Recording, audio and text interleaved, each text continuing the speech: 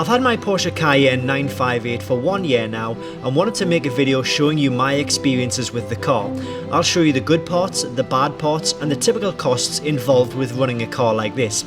So if you're thinking of buying a Porsche Cayenne, you need to watch this video before you buy. So let's get into the car and take a closer look. So I'm going to start with the good things about the car, finish up with the bad things of the car, and then also talk about all of the costs associated.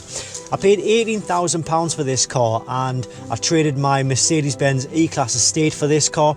A car which I really loved and really didn't have to get rid of. It's just the fact that I really wanted a Cayenne and there was kind of no talking me out of it at all. Now when I was looking for the cars, it had to be a black car, a decision which I really wish I'd never made because it's an absolute pain in the arse to keep clean. It's at the car wash literally every week if I want to keep it in good condition. I also had to have the GTS body kit on. I think it's called like the Sport Design kit, which looks really good in my opinion. It gives the appearance of the Cayenne GTS, but obviously the running costs aren't the same as the GTS. So let's take it for a drive. Now my daily drive on this car varies between 40 and 80 miles per day. I could be doing 41, 80 the next. And I also use the car for family use, so I've always got things like kids scooters, kids bikes in the cars, lots of boxes if we're going away on trips or whatever.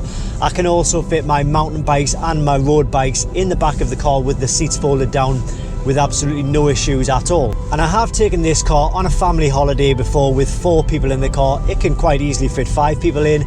We did manage to get, well, you probably could put all of your bags and luggage in the boot of the car because it is quite a big boot, but I did opt for an additional roof box which just offers that a lot more space really, but as I say, I could have got everything into the boot no problem. The roof rail system that I installed, I will put a link to that in the description below this video.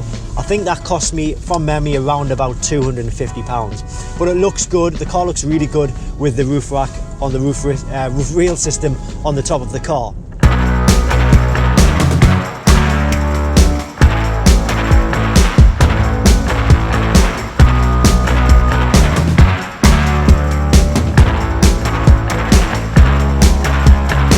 So one of the things that I love about this car, well, probably the first thing would be the comfort.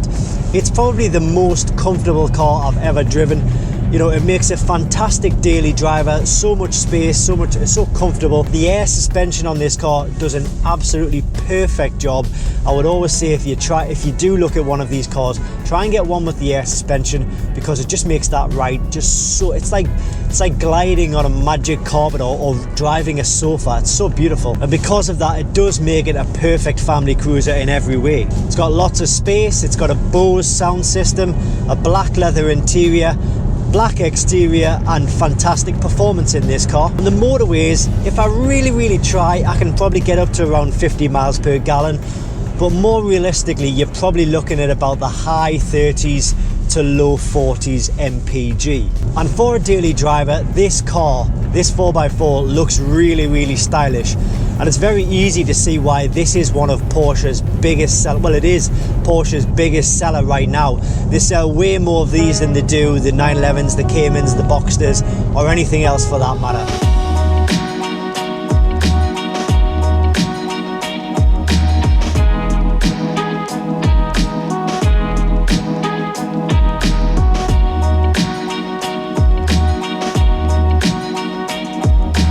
So when it comes to things that I don't like about the car does have a few rattles and vibrations. There's a particular one coming from the back seat and also one from the front dashboard there, and I can hear it right now. You probably can't pick that up on camera. The car also has an intermittent fault with the start-stop system, and I think it's probably something to do with like the battery or the starter motor. So it happens maybe like once every 2 weeks where I'll be sitting at a junction and the car will just fail to restart when I try to pull off.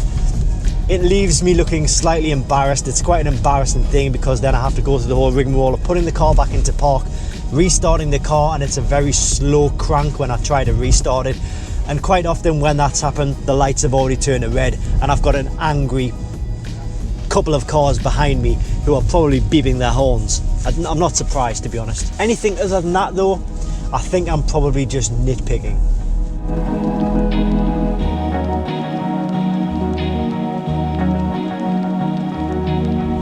So when it comes to modifications on the car, I haven't done a great deal, but I have done a few things. I've added the CarPlay system, which cost about £300, and as I mentioned earlier, I've been able to install the roof rail system to allow me to put bikes on the top or a roof box on the top, and that cost about £250. Again, I'll put the links to that in the description below the video. Other than that though, those are the only modifications. One thing I would recommend though is there's a lot of electronic systems in this car, and I'd highly recommend getting some sort of diagnostic tool for these cars. There's two I'd recommend, in fact. One of them, I'll put the links to both of them in the description below. The first one is the iCarsoft POR version 2.0. The second kit is the Autel MK808. Now both of these tools will allow you to diagnose all of the main systems, do service resets, DPF regenerations, electronic park and brake and things like that.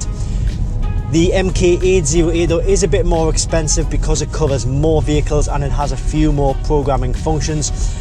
For example, it allows you to calibrate the air suspension on this car and a lot of other things which the POR version 2.0 doesn't offer, but you are paying a lot more for the Autel kit. But anyway, I digress. I'll put the links in the description below this video and you can take a look at them in your own time and make your own decisions on those. So when it comes to repairs for the car, I haven't done any essential maintenance on the car. There's been no repairs to speak of. Everything has just been working as it should, other than the slight fault that I might have to eventually pay money for to maybe get a new starter or the stop-start system looked at. But I think it's kind of like the nature of the beast with this car. If you do have repairs, you kind of just got to accept that it is going to cost you a bit more in money than it would to, say, repair like a BMW 3 Series or, you know, your general run-of-the-mill Ford or Audi or whatever, Citroen or whatever. Insurance-wise, I pay £400 per year for this car. When it comes to road tax, is it road tax or vehicle tax it is they call it now? I'm not entirely sure, but that costs me £305 per year.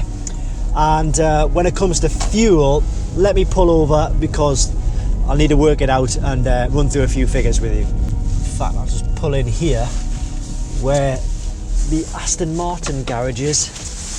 Not sure if you can pick up behind me, you probably can't. There's an Aston Martin service centre where they've got like millions of pounds worth of cars stored in their barns. Right, okay, so let me just work this out, bear with me.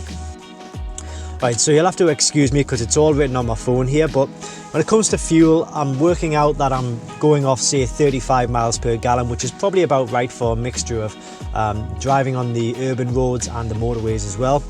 Average, let's say I do 350 miles per week. That's about 10 gallons of use per week. 4.5 litres per gallon here in the UK. So I'm going to go through around about 45 litres of fuel per week. Working that out, the price at the minute is £1.12 per litre for diesel.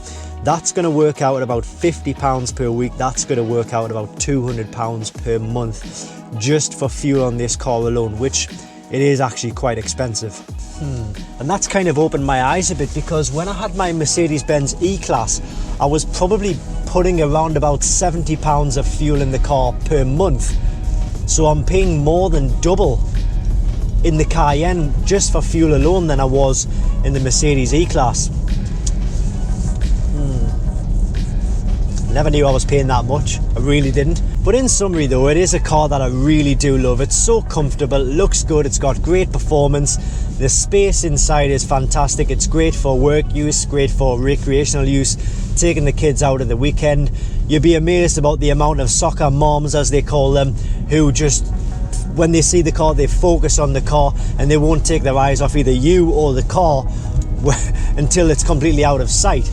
So there is a glamour appeal to this car, I do feel, way more than you would be getting if it had, say, a VW badge on it.